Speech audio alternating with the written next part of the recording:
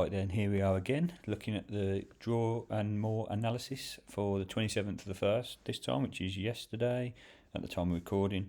So let's get into it and have a look. First off, we had a draw early on in the morning. It was kicked off at 1:05 in Mexico.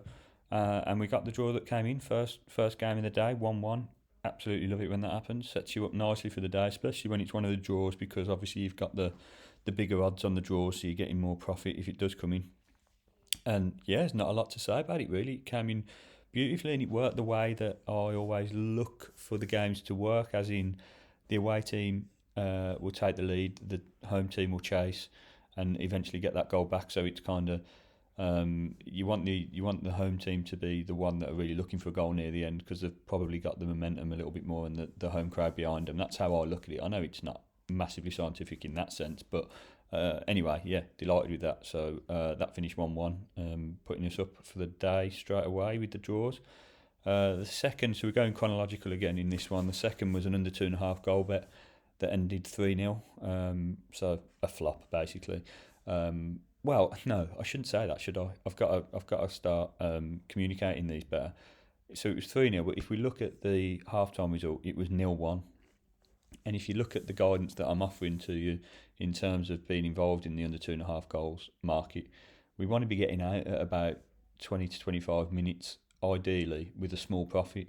I didn't record what time the first goal went in on this one, but whatever time the first goal did go in, your option then is to trade out straight away or wait until half time. And as I've discussed before, if there's only one goal gone in at half time, your odds will pretty much go back to the start of the game odds.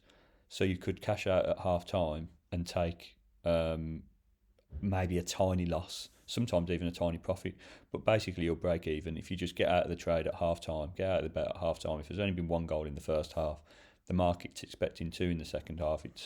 You can usually get out. So that would be my advice at all times. If you were letting it go to the end, then this would be a bust.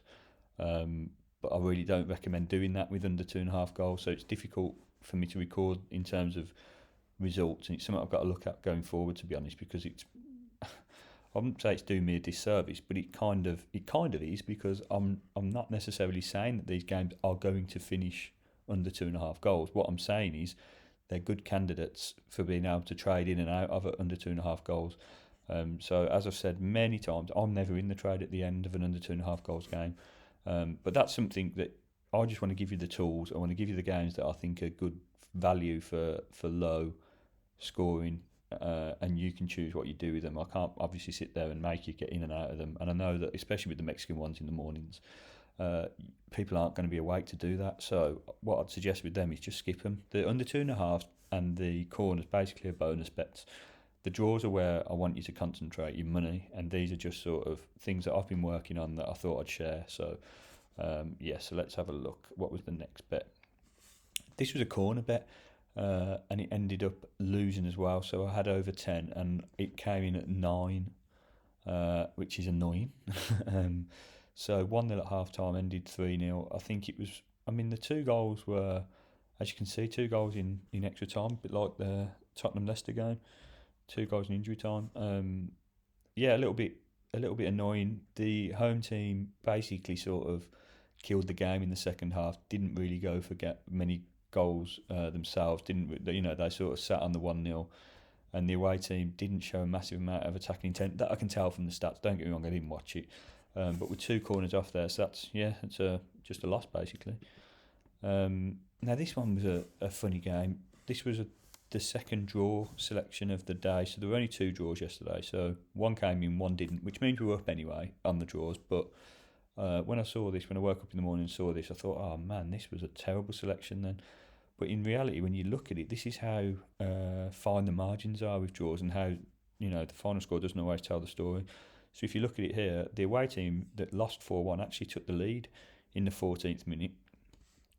Then the home side missed a penalty, and then they did get it back to 1-1. So okay, 1-1, sounding like an even game as we wanted. And then we get a red card in the 40th minute for the away team, and the game just slips away from them. It goes to 2-1 just before half time, which is a killer of a time for a goal, especially when you've got a red card against you.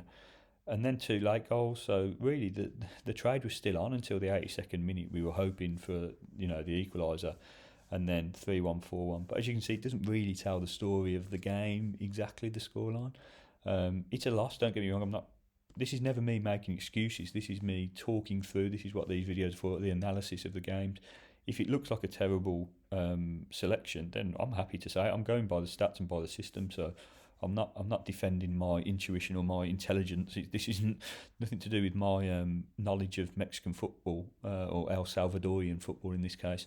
But it's good to see that it follows a pattern, and we're not necessarily a million miles away with the bets. I think you need to look at more than just score lines, is what I'm saying. So yeah, so that was a loss. Next up, this was Club Brugge, in the Belgian Pro League. This one was a great bet for corners, pre-match corners. And as you can see, we ended up with 13, and the bet was over 10. It came in fairly easily. I mean, there were a hell of a lot of shots on goal. You can see 27 shots, which is what I look for. 27 is the total that I like to have in my filter. If there's going to be 27 shots on goal on average, then that's something I'll be looking to get involved in amongst other stats.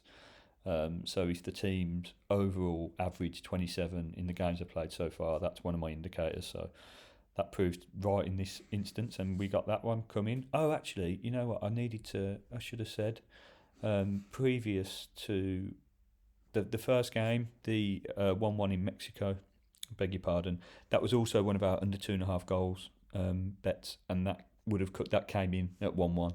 So in terms of the results you'll see in a minute, that was 1-1. So that there was a double edge to that. There was a draw and under 2.5 goals, and that came in. So I just remembered that.